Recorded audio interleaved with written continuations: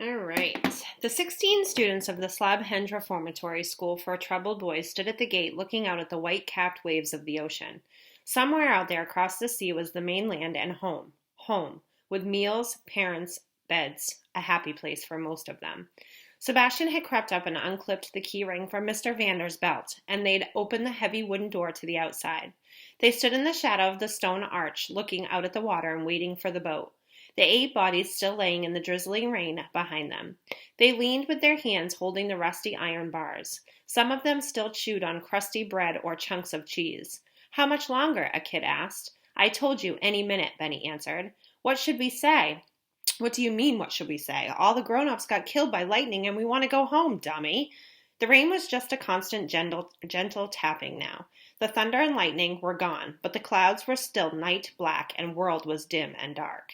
Then, thin and lost somewhere beneath the sound of the waves smacking the stone walls, there came a low buzzing sound, like a fly caught between the window and the screen.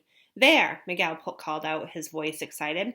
There, I see it. He pointed. Other fingers joined. Yeah, I see it. There it is. The boat was a dot, still far distant, fighting its way through the wind and the waves, to bring them back to the real world. Jonathan chewed on the inside of his cheek. He looked at Sebastian, leaning in the corner where the gate met the stone wall. Sebastian was the only one besides him who was not smiling. His scowl was as grim as the deadly clouds, his eyes as full of dark thoughts as Jonathan's. Their eyes met.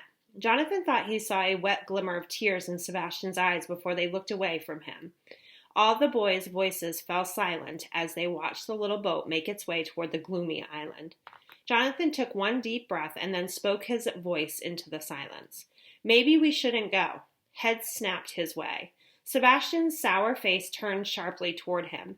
What? Walter asked. Maybe we shouldn't go, Jonathan repeated. Maybe we shouldn't tell what happened yet. Sebastian's eyes stayed locked on his. His jaw clenched. Jonathan cocked a questioning eyebrow at him, and then Sebastian nodded. What are you thinking about? A kid asked. Jonathan raised his voice and put some strength into it. I'm talking about staying. Without the grown-ups, without any grown-ups, I'm talking about all of us staying here at Slabhenge, alone.